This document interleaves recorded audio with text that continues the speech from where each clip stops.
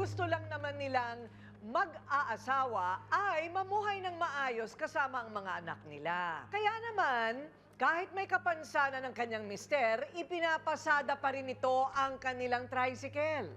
Pero nang minsang masira ang tricycle na ito, ipinaayos nila sa kanilang mekaniko.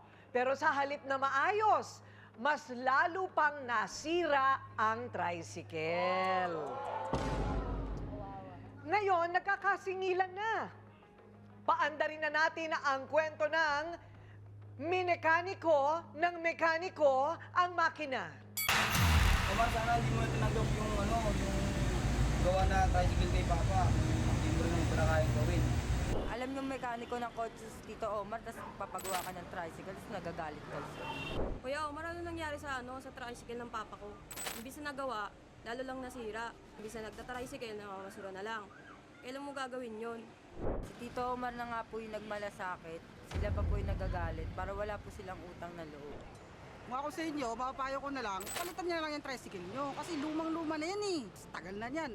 Magastos pa yan.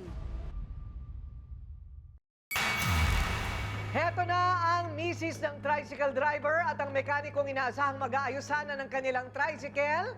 Nagi at Omar, harapan na.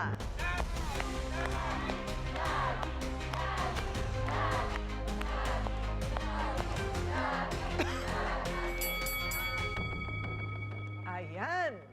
Nagi, anong nangyari sa mata mo?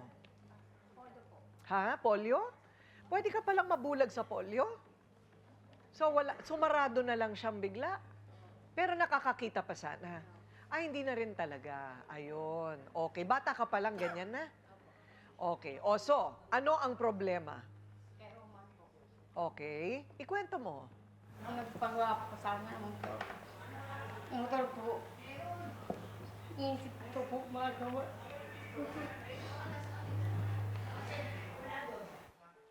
Sinong namamasada ng tricycle? So, kayo naman po, ano naman ang inyong trabaho? Na bahay, kumukuha po ng basura. Ayun. So, ang hirap, ng buhay. So, maaga pa lang siguro namamasada na yung asawa mo, ikaw naman nangangalakal. Opo. Eh, yung mga anak mo, may pakinabang ba kayo? Diyan, wala ho. Ha? Buntis po kasi yung dalawang anak ko. Buntis yung dalawa mong anak. Ilang taon na yan? Isa po 19, isa 21. Ano ba yung sira ng tricycle? Ano po, ang ayaw po mandar. Ayaw? Makina po. Makina. Opo. Tapos, pinagawa mo dito ngayon kay Omar. Opo, nagpasuyo po kay Omar. Kilala mo siya matagal na. Kapitbahay po namin. Okay, anong nangyari? Ang pabili po siya ng pabili ng pyesa. Okay. Agang nagkaroon ako ng utang, baon na. Hanggang nga hindi po nagawa yung motor. Matindi po ba talaga yung sira nung makina ninyo? Baka kasi sa paggamit din. Hindi naman po. May ingat naman po yung asawa ko. Yung motor ngayon nakatenga at wala rin kayong kinikita. Opo. Magkano dating nauuwi ng asawa mo? Minsan po 350 agalimandaan. Mga 350 sa isang araw. Opo. Okay, malaking bagay din yon.